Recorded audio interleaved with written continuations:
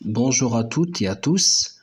Nous entamons aujourd'hui l'étude d'une période majeure de l'histoire littéraire française, à savoir le XVIIe siècle.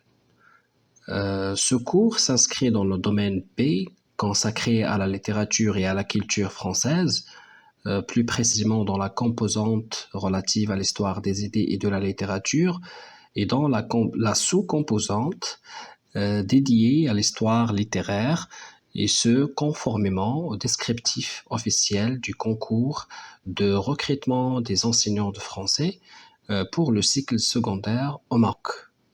En fait, le but de cette science est double. D'un côté, nous allons essayer de comprendre le contexte politique, intellectuel et culturel du XVIIe siècle, français bien évidemment, surtout français.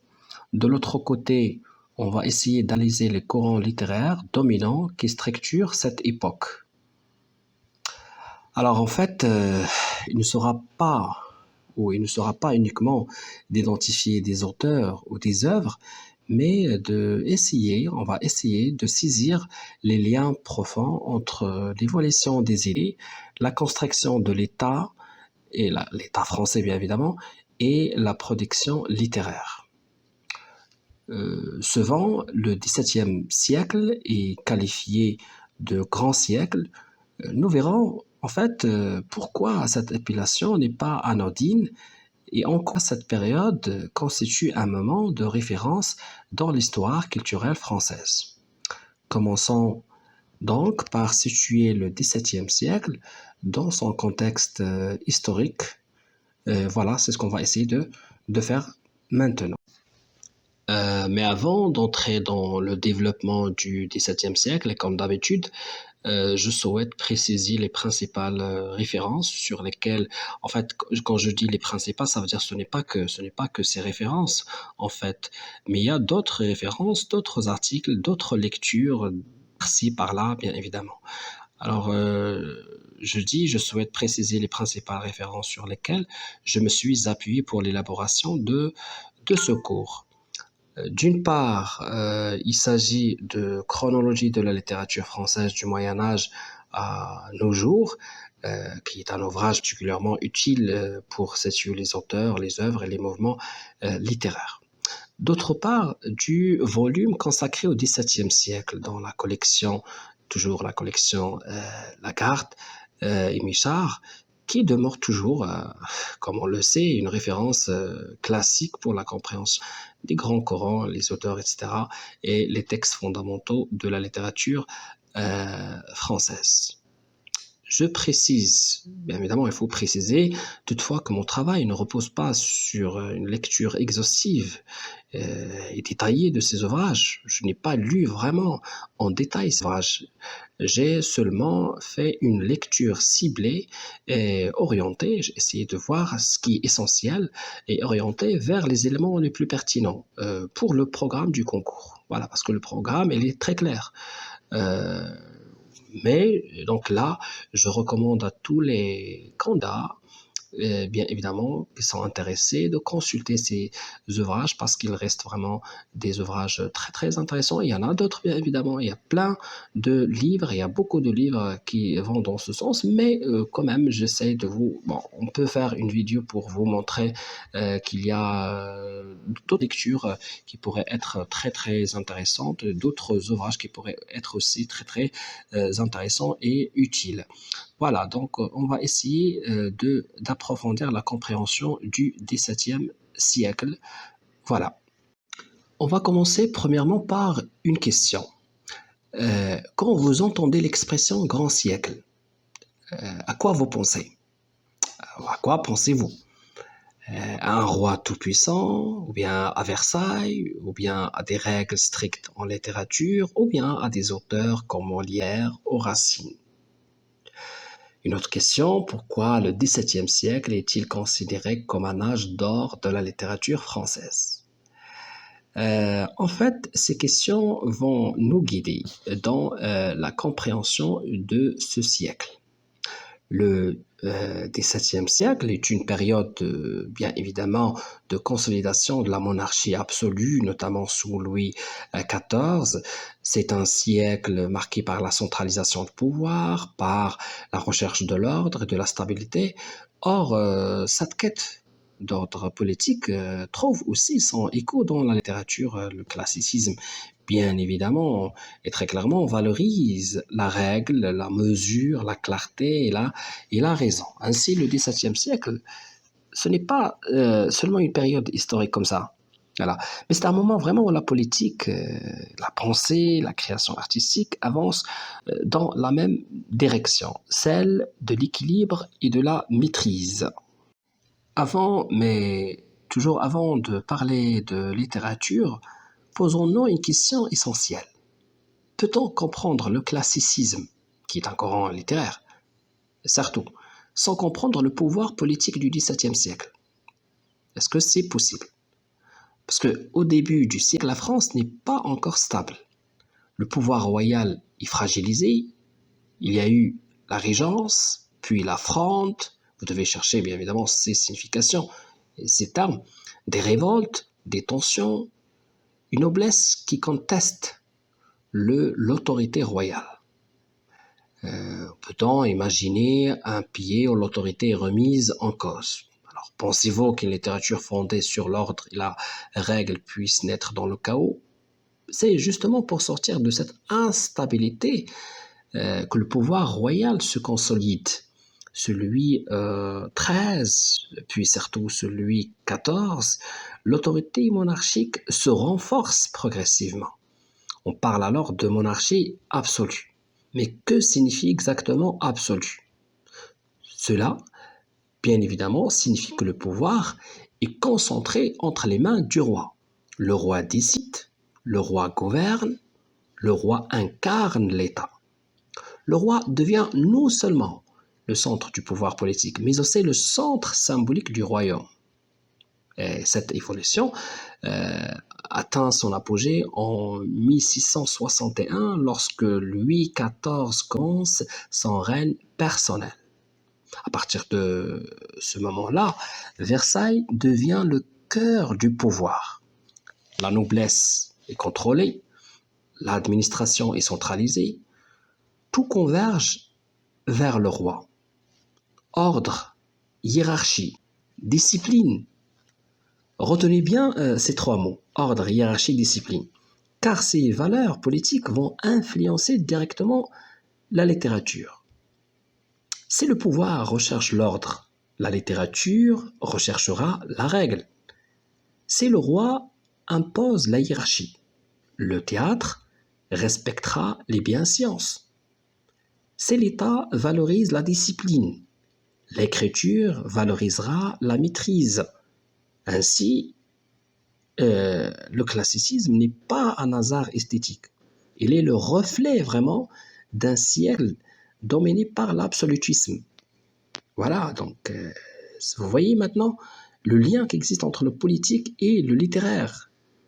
Nous avons vu que le XVIIe siècle est marqué par la consolidation du pouvoir royal.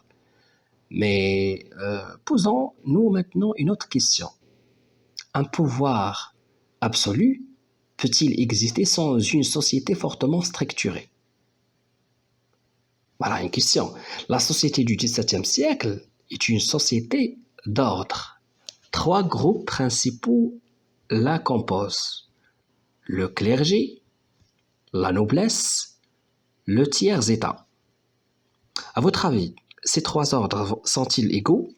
Évidemment que non.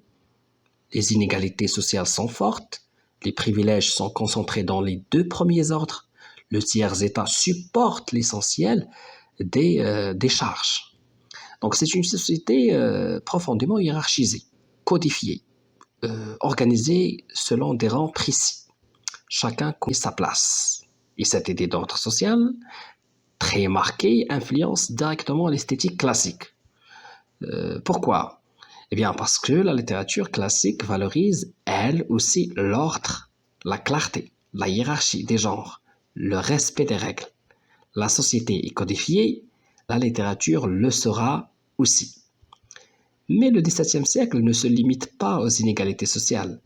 C'est également un siècle d'essor culturel. En fait, en 1635, Richelieu fonde l'Académie française. Pourquoi selon vous? Eh bien, pour contrôler la langue, pour fixer des règles, pour unifier la culture. Parallèlement, les salons se développent. Ce sont des lieux d'échanges intellectuels, souvent dirigés par des femmes cultivées, où se discutent les idées et les œuvres. Et surtout, les artistes bénéficient d'une protection royale. Le roi devient mécène. Cela signifie que l'État encadre, soutient, valorise la protection intellectuelle. En d'autres termes, le XVIIe siècle, vraiment, la littérature n'était pas indépendante du pouvoir. Il s'inscrit dans un système organisé, ça veut dire la littérature contrôlée. Et cette organisation contribue à la naissance d'un idéal esthétique fondé sur la règle et la mesure. Après le contexte politique et social, on peut aussi poser une autre question essentielle. Quelle vision de l'homme domine au XVIIe siècle? Voilà une question centrale. Est-ce un siècle de foi, un siècle de raison ou un siècle de doute? En réalité, c'est un peu de tout cela. C'est un peu tout cela à la fois, en fait. Commençons par le rationalisme. Avez-vous déjà entendu cette phrase célèbre, fameuse? Je pense donc je suis. Et bien évidemment, elle est associée à René Descartes. Descartes place la raison au centre de la connaissance. Pour lui, il faut douter pour mieux comprendre. Il faut suivre une méthode. Il faut rechercher la clarté et la logique. À votre avis, qu'arrive-t-il à la littérature dans un siècle dominé par la raison? Il adopte les mêmes exigences. Clarté, ordre, équilibre, cohérence. Voici les principes en fait. La littérature classique refuse l'excès, le désordre, la confusion. Il cherche l'harmonie. Mais le XVIIe siècle ne se réduit pas à la confiance dans la raison. Il est aussi traversé par une profonde inquiétude spirituelle. Voici une autre question. Connaissez-vous le jansénisme? Bien, le jansénisme, c'est un courant religieux austère, exigeant, marqué par une vision pessimiste de la nature humaine. L'homme est faible, l'homme est pécheur, il dépend de la grâce divine. Donc cette tension est particulièrement visible chez Blaise Pascal, notamment dans son ouvrage Les Pensées. Pascal parle de la grandeur et de la misère de l'homme. Grandeur parce qu'il pense, misère parce qu'il est fragile et limité. Alors, retenez bien cette idée. Le XVIIe siècle est un siècle d'équilibre, mais aussi de tension. Tension entre raison et foi, entre confiance et inquiétude, entre ordre et crise intérieure. Et cette tension nourrit profondément la littérature classique. Nous arrivons à présent au cœur littéraire du XVIIe siècle. Mais avant d'expliquer, je vous pose une autre question. Toujours des questions pour vous impliquer dans ce cours. Le XVIIe siècle est-il uniquement le siècle de l'ordre et des règles? On verra, pas tout à fait. Au début du siècle domine un mouvement très différent, c'était le baroque. À votre avis, que signifie baroque? Eh bien, baroque, c'est le mouvement, l'instabilité, le changement. Le baroque aime le contraste, l'exagération, la métamorphose. Il met en scène un monde instable, changeant, parfois trompeur. Le thème de l'illusion est central, le monde est théâtre. On retrouve cette esthétique chez Pierre Corneille dans ses premières œuvres. Retenez bien, mais je dis dans ses premières œuvres. chez Théophile de Viau, ou encore chez Honoré d'Urfé dans l'Astrée. Dans l'Astrée, bien évidemment, son œuvre. Le baroque, en fait, reflète un monde en crise, encore marqué par les troubles politiques et religieux, mais progressivement quelque chose, ça va changer. La monarchie se stabilise, le pouvoir se centralise, la société se structure et la littérature suit ce mouvement. On passe alors au classicisme. Essayons de résumer en 3 mots. Le classicisme, c'est quoi? C'est l'ordre, la mesure, la clarté. Le classicisme repose sur le respect des règles. Au théâtre, on impose la règle des 3 unités, unité de temps, de lieu, d'action. On exige la bienséance, une autre règle aussi, ne rien montrer qui choque sur scène. On exige aussi la vraisemblance, rester crédible à la réalité, au réel. Pourquoi tant de règles? Eh bien, car l'objectif est d'imiter la nature, mais en la corrigeant. En d'autres termes, représenter le réel, mais en l'upurant, en l'ordonnant, en le maîtrisant. Si le baroque exprime le mouvement et l'instabilité, le classicisme cherche l'équilibre et l'harmonie. Et cette transition reflète parfaitement l'évolution politique du siècle, du désordre à l'absolutisme, du mouvement à la maîtrise. Donc le XVIIe siècle est un siècle de contraste, mais aussi de construction. Si le XVIIe siècle est le siècle du classicisme, alors son genre dominant est sans doute le théâtre. Mais pourquoi le théâtre occupe-t-il une place centrale au XVIIe siècle? Parce qu'il est public, parce qu'il est visible, parce qu'il met en scène les tensions de la société. Commençons, alors on va essayer de commencer par Pierre Corneille. Dans le Cid, il met en scène un conflit fondamental, le devoir ou bien la passion. Roderick doit choisir entre son amour pour Chimène et son honneur familial. À votre avis, que choisit-il ou que choisit le héros classique? Eh bien, il choisit le devoir à la place de l'amour et de la passion. Donc, car dans le théâtre classique, la grandeur morale passe par la maîtrise de soi. Passons maintenant à Jean Racine. Avec Phèdre, nous sommes dans un autre registre. Et si ce n'est plus le triomphe du devoir, mais la tragédie des passions. Phèdre est dominée par un amour interdit, elle lutte, mais elle succombe. Racine montre la fragilité humaine, la violence du désir, la fatalité, voilà. Et enfin, pour Molière, avec par exemple Tartuffe ou le misanthrope, il adopte une autre stratégie. Il fait rire, donc c'est le rire, par le rire. Mais derrière le rire, il critique. Il dénonce l'hypocrisie religieuse, il expose les excès de la société mondaine. Alors, une dernière question. Quand en commun Corneille, Racine et Molière? Voyons que chacun, bien évidemment, adopte une stratégie. Mais quel est le point commun entre ces trois-là? En fait, tous ces trois-là, tous ces écrivains utilisent le théâtre pour interroger la morale. Donc le théâtre classique devient ainsi le miroir moral de la société.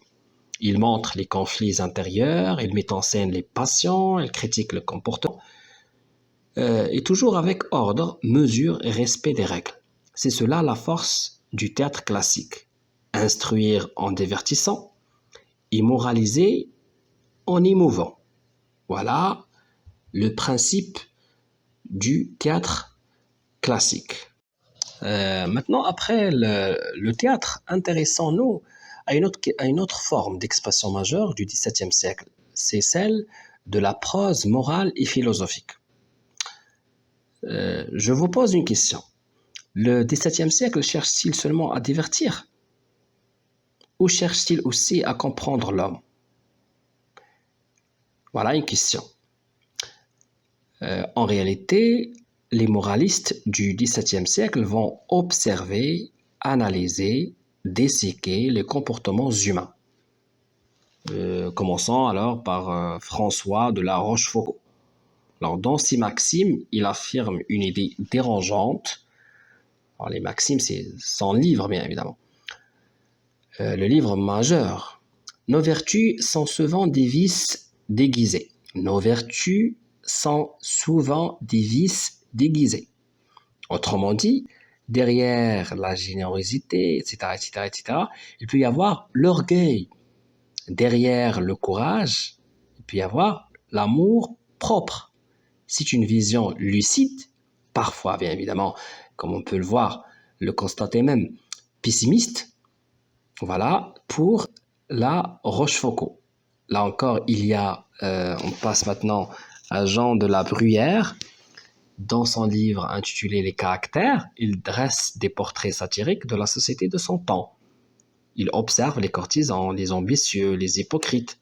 À votre avis, critique-t-il directement le roi? Non. La critique est subtile. Il passe par des types humains universels. Voilà pour la Bruyère, de la Bruyère. Maintenant, on passe à Blaise Pascal. Dans les pensées, il va encore plus loin. Il interroge la condition humaine elle-même. L'homme est grand parce qu'il pense, mais il est misérable parce qu'il est fragile. Voilà l'essentiel, l'idée essentielle de son livre. Alors retenez cette idée essentielle. Le XVIIe siècle ne se contente pas d'imposer des règles esthétiques, mais une analyse, comme on l'a pu voir, lucide, parfois sévère, des passions humaines. Il observe l'amour propre, il dévoile l'hypocrisie, il révèle la contradiction. Je parle du XVIIe siècle, bien évidemment. Il révèle la contradiction intérieure de l'homme. Donc c'est un siècle de maîtrise, mais aussi c'est un siècle d'introspection. Donc il essaie un peu de creuser là-dedans, dans l'état d'âme, la psychologie de l'homme, bien évidemment. Après la Bruyère et Pascal, restons dans cette idée d'observer, d'analyser l'homme, mais avec une forme différente. Avec Jean de La Fontaine, la réflexion morale prend un ton plus léger. Dans ses fables, il s'inspire de l'héritage antique, notamment d'Ésope. Il met en scène des animaux, mais en réalité, il parle des hommes. Sous l'apparente simplicité des récits, il critique la société, le pouvoir, les défauts humains. La morale est présente, mais elle est souvent subtile, parfois ironique. Alors, quel est son objectif? Eh bien, c'est instruire en plaisant. Autrement dit, faire réfléchir sans avoir l'air de donner une leçon.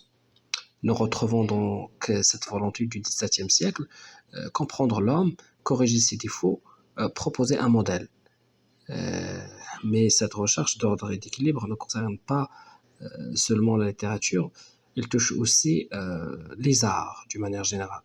Le classicisme s'exprime donc dans l'architecture, la peinture, la sculpture. Alors, la symétrie, l'équilibre, la sobriété, l'harmonie sont les principes qui traversent tous ces différents arts. Prenons l'exemple, par exemple, du château de Versailles. Tout est organisé, structuré, hiérarchisé. Encore, prenons l'exemple de la peinture de Nicolas Poussin, où il y a des compositions ordonnées, maîtrisées, rationnelles. Donc l'art devient alors le reflet de l'ordre monarchique. Comme la politique et la littérature, il célèbre la mesure et la grandeur, ça veut dire l'art. Ainsi, au XVIIe siècle, tout converge. Le pouvoir, la littérature, la morale et les arts participent à la construction d'un même idéal, celui de l'ordre et de l'harmonie. Nous arrivons au terme de notre étude du XVIIe siècle. Nous avons vu un siècle qui c'était un siècle d'ordre et d'absolutisme, un siècle où l'esthétique repose sur la règle, la mesure et la clarté, un siècle où la littérature devient un miroir more exigeant, mais il faut savoir que l'histoire ne s'arrête jamais. Chaque époque porte en elle les germes de la suivante. Alors, une dernière question, un modèle peut-il rester incontesté indéfiniment? Eh bien non. Au XVIIIe siècle, les certitudes vont être interrogées. C'est ce que nous découvrirons lors de notre prochain cours consacré au siècle des Lumières.